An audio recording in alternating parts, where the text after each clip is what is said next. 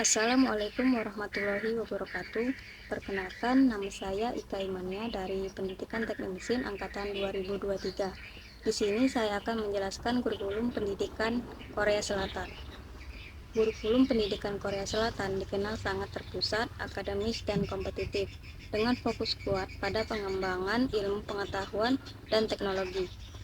Kurikulum ini diatur secara nasional oleh Kementerian Pendidikan dan direvisi secara berkala oleh Kurikulum Institute of Curriculum and Evaluation. Berikut adalah karakteristik utama kurikulum pendidikan Korea Selatan. Yang pertama itu ada struktur kurikulum. Sistem pendidikan di Korea Selatan secara umum mengikuti pola 6-3-3-4. Yang pertama itu ada sekolah dasar atau SD, di mana menempuh umur 6 tahun pada usia 6-12 tahun, fokus pada literasi dasar dan pengenalan mata pelajaran inti. Yang kedua, sekolah menengah pertama, yaitu 3 tahun pada usia 12-15 tahun. Pendidikan SD dan SMP bersifat wajib dan tidak dipungut biaya di sekolah negeri. Yang ketiga ada sekolah menengah atas atau SMA, menempuh 3 tahun pada usia 15-18 tahun. Siswa dapat memilih antara jalur akademik umum ataupun jalur kejuruan. Yang keempat yaitu perguruan tinggi, biasanya 4 tahun untuk mencapai gelar sarjana. Yang kedua ada fokus kurikulum, orientasi akademik yang kuat. Kurikulum inti dirancang untuk menghasilkan siswa yang unggul di bidang-bidang kritis, terutama sains dan matematika. Yang pertama itu prioritas STEM, mata pelajaran sains, teknologi, teknik, dan matematika. Ini sangat diutamakan, standar materi seringkali ditetapkan lebih tinggi dibandingkan kurikulum di banyak negara lain. Yang kedua, mata pelajaran inti. Bahasa Korea merupakan fondasi utama kurikulum. Mata pelajaran wajib lain termasuk pendidikan sosial atau IPS dan bahasa Inggris.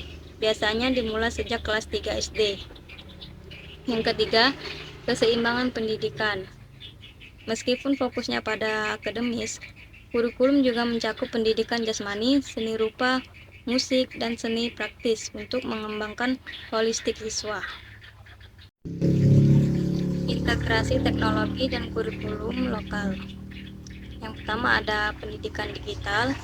Pemerintah Korea Selatan secara aktif mendukung integrasi teknologi digital seperti penggunaan perangkat pintar dan platform pembelajaran online untuk memperkaya proses belajar mengajar. Yang kedua, otonomi kurikulum lokal, mana sekolah memiliki fleksibilitas untuk menambah kurikulum lokal yang sesuai dengan minat siswa dan kondisi geografis wilayah. Ini memungkinkan spesialis yang relevan, misalnya terkait pertanian atau perikanan di daerah. Pentingnya menyesuaikan regional, seperti desain kurikulum yang terpusat memungkinkan standar tinggi, sementara komponen lokal memastikan relevansi budaya dan industri. Nah, otonomi kurikulum lokal ini seperti misalnya ekstrakurikuler. Budaya belajar intensif. Sistem pendidikan Korea dikenal secara internasional karena tingkat kompetisi akademisnya yang sangat tinggi. Yang pertama yaitu waktu belajar yang panjang. Siswa sekolah menengah sering belajar dari pukul 8 pagi hingga sore hari, dilanjut dengan kelas tambahan, atau belajar mandiri hingga larut malam, terkadang pukul 10 atau sampai 11 malam. Yang kedua, fokus pada universitas. Persaingan ketat untuk masuk ke universitas top mendorong intensitas ini karena institusi menentukan prospek karir dan sosial. Selanjutnya ada Suneung, ujian penentu masa depan. Ujian kemampuan skolastik perguruan tinggi adalah puncak dari pendidikan menengah dan memiliki dampak besar pada kehidupan siswa. Yang pertama yaitu titik fokus nasional. Seluruh sistem pendidikan berputar di sekitar ujian, menjadikannya penentu utama keberhasilan akademik dan karir siswa. Yang kedua, tingkat kesulitan tinggi. Ujian ini dikenal karena tingkat kesulitannya yang tinggi, penguji pemahaman mendalam tentang materi inti. Yang ketiga, tekanan yang ekstrim. Tekanan yang dirasakan oleh siswa, orang tua, dan sekolah sangat besar, mencerminkan pentingnya hasil ujian ini bagi status sosial dan peluang ekonomi. Selanjutnya itu ada sistem pengolahan pendidikan. Model pendidikan di Korea Selatan menggabungkan sentralisasi dan desentralisasi untuk efisiensi dan implementasi yang efektif. Sentralisasi ini Kementerian Pendidikan menetapkan panduan kurikulum nasional dan mengawasi standar ujian utama. Kalau desentralisasi, Dewan Pendidikan Daerah bertanggung jawab atas pelaksanaan kurikulum di tingkat lokal dan administrasi sekolah harian.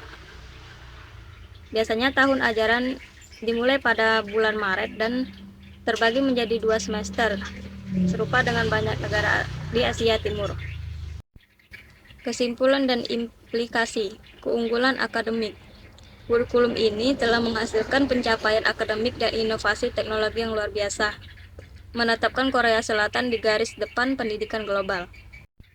Tantangan kompetensi. Tingkat kompetensi yang tinggi menimbulkan isu terkait tekanan mental dan stres pada siswa, yang menjadi perhatian bagi pembuat kebijakan pendidikan. Pendidikan bagi dunia. Model kurikulum Korea menawarkan pembelajaran berharga tentang bagaimana fokus yang terpusat pada STEM dan standar yang tinggi dapat mendorong pembangunan nasional. Baiklah, itu saja yang dapat saya sampaikan. Lebih dan kurang saya mohon maaf. Terima kasih. Wassalamualaikum warahmatullahi wabarakatuh.